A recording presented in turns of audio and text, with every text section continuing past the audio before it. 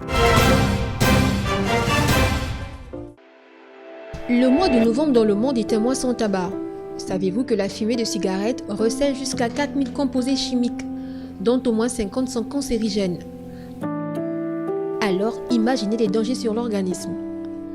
Parmi ces substances, il y a la nicotine qui joue un rôle dans l'augmentation de la pression artérielle, l'accélération du rythme cardiaque et dans la détérioration des artères. Mais le tabac est aussi un facteur de risque pour les maladies respiratoires et les cancers.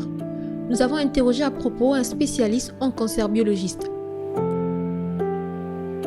Il y a beaucoup de maladies qui sont liées à la consommation de tabac, notamment les maladies pulmonaires, cancer du poumon déjà. Les AVC sont très courants. Il y a une maladie qu'on appelle maladie pulmonaire obstructive qui est plus ou moins très fréquente, voilà, chez les consommateurs de tabac principalement. Voilà. Donc c'est plus les maladies qui ont trait à la respiration, voilà, la circulation sanguine également, parce qu'on peut également distinguer des leucémies, les maladies liées plus ou moins à la fertilité également. Voilà, donc il y en a beaucoup et cela dépend plus ou moins d'une combinaison à la fois de l'état déjà sanitaire ou de santé du patient. Pendant leur grossesse, des femmes continuent de fumer. La fumée de cigarette qui atteint le système sanguin affecte malheureusement le fœtus et les dégâts sont encore plus graves.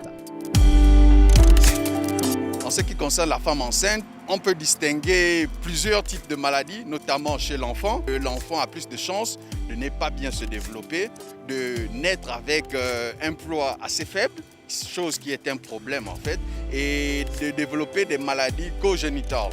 Ça donne un enfant qui n'est pas tout à fait sain à la naissance. Voilà, donc ce sont des risques très souvent qu'on peut noter. Cette fumée dans l'air, vous la respirez en côtoyant des fumeurs de cigarettes. On l'appelle tabagisme passif, l'inhalation de la fumée des autres ou le fait d'inhaler involontairement de la fumée. Gardez la même position. Sachez que cela est aussi dangereux. Elle est plus toxique.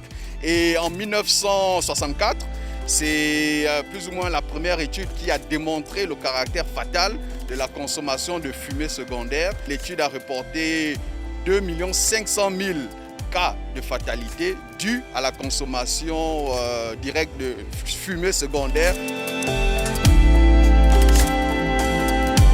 Chaque année, le tabac fait plus de 8000 morts dans le monde. L'Organisation mondiale de la santé estime à 77 millions le nombre de fumeurs en Afrique et prévoit que ces chiffres devraient augmenter de près de 40% d'ici à 2025 par rapport à ceux de 2010. Depuis 2015, 181 pays dont le Gabon font partie de la Convention cadre des Nations Unies pour la lutte anti-tabac.